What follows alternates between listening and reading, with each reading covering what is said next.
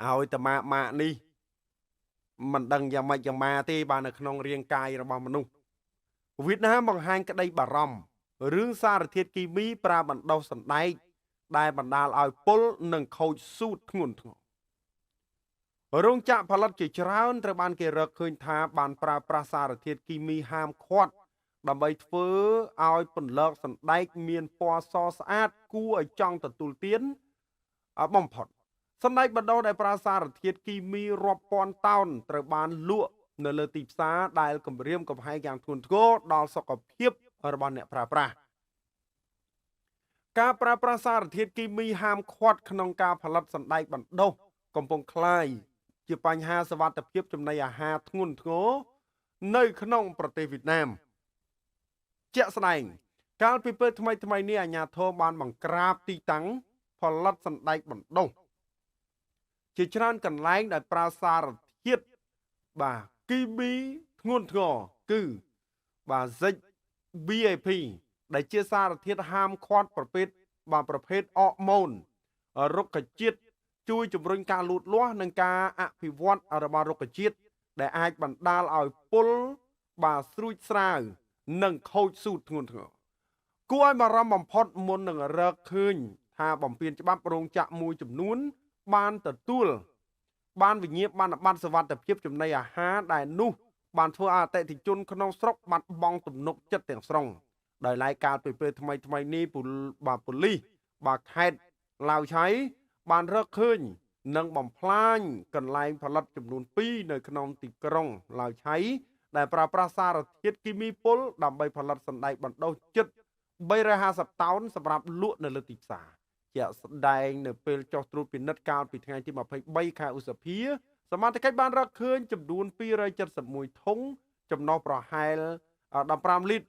មានផ្ទុកសណ្ដែកបណ្ដុះជាច្រើនប្រភេទទម្ងន់សរុបប្រហែល2.5តោនក្នុងពេលជាមួយគ្នានោះដែលស្ថិតនៅទីតាំងផ្សេងគ្នាមួយទៀតអាជ្ញាធរបានរកឃើញធុងសណ្ដែកបណ្ដុះចំនួន602ធុងក្នុងនោះ313ធុងមានសណ្ដែកបណ្ដុះរួចរាល់ប្រមាណ4.1តោនប្រភេទភ្ញាស់5ថ្ងៃកំពុងរៀបចំដឹកជញ្ជូនប្រុងយកទៅលក់នៅលើទីផ្សារអាជ្ញាធរបានរឹបអូសបានឧបករណ៍ចម្រុះមួយចំនួនដែលប្រើប្រាស់សម្រាប់ផលិតសណ្ដែកបណ្ដុះរួមនឹងវត្ថុតាងផ្សេងទៀតលទ្ធផលនៃការពិនិត្យកសលវិច័យនៅវិទ្យាស្ថានវិទ្យាសាស្ត្រព្រហ្មទណ្ឌនៃក្រសួងសន្តិសុខសាធារណៈបានកំណត់ឲ្យឃើញថាវត្ថុធាតុខាងលើមានផ្ទុកសារធាតុគេថា Z benzylamino ពូរីន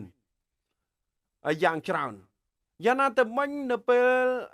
នោះបន្តិចកាលពីថ្ងៃទី11ខែមេសានាយកដ្ឋាននគរបាលស៊ើបអង្កេតប្រឆាំងអំពើពុករលួយសេដ្ឋកិច្ចនិងអំពើរត់ពន្ធនគរបាលខេត្តងីអានបានសម្របសម្រួលជាមួយនឹងអង្គភាពពាក់ព័ន្ធដើម្បីចុះត្រួតពិនិត្យរដ្ឋបាលរោងចក្រផលិតសណ្ដែកបណ្ដុះចំនួន4កន្លែងនៅក្នុងទីក្រុងវិនអាជ្ញាធរបានរឹបអូសបានទឹកសណ្ដែកបណ្ដុះជិត2000ធុង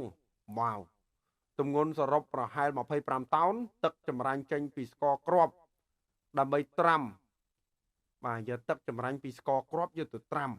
25លីត្រសារធាតុគីមី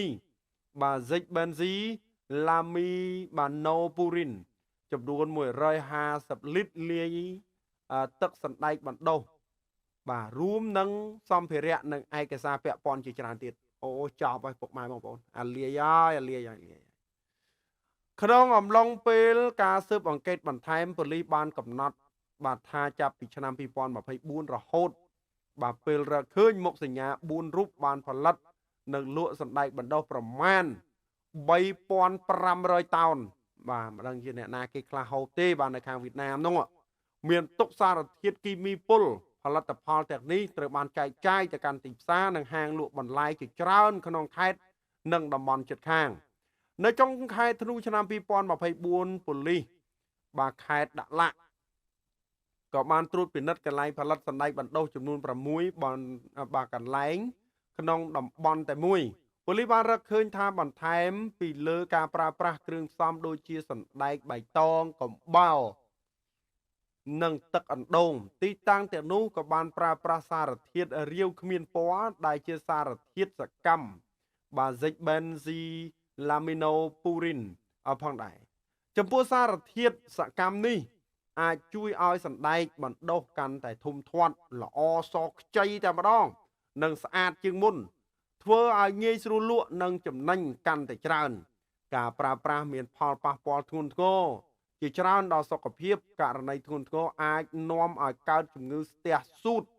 ពុលឬអាចឈានទៅដល់ស្លាប់បាត់បង់ជីវិតទាំងនេះជាសារធាតុជំរុញការលូតលាស់កោសិកាប្រសិនបើមនុស្សប៉ះពាល់ឬទទួលទានវានឹងប៉ះពាល់ដល់សុខភាពធ្ងន់ធ្ងរតែម្ដងអូយបាទគ្រាន់តែអាននឹងចង់ញាក់សាច់ទៅឲ្យពុកម៉ែបងប្អូនបាទគ្រាន់តែអានបាទដល់កហើយណាដល់កហើយមិនដឹងជាអីខ្លះទេបាទខាងវៀតណាមនោះឆ្នាំរាយផ្តាមអើយបាទមរាយកូនហើយរឿងឆ្នាំសុំខ្លាចខាងវៀតណាមតាក់ទងបានទៅនឹងព័ត៌មានក៏មានតែប៉ុណ្្នឹងដែរនឹងសូមជម្រាបលាបាទ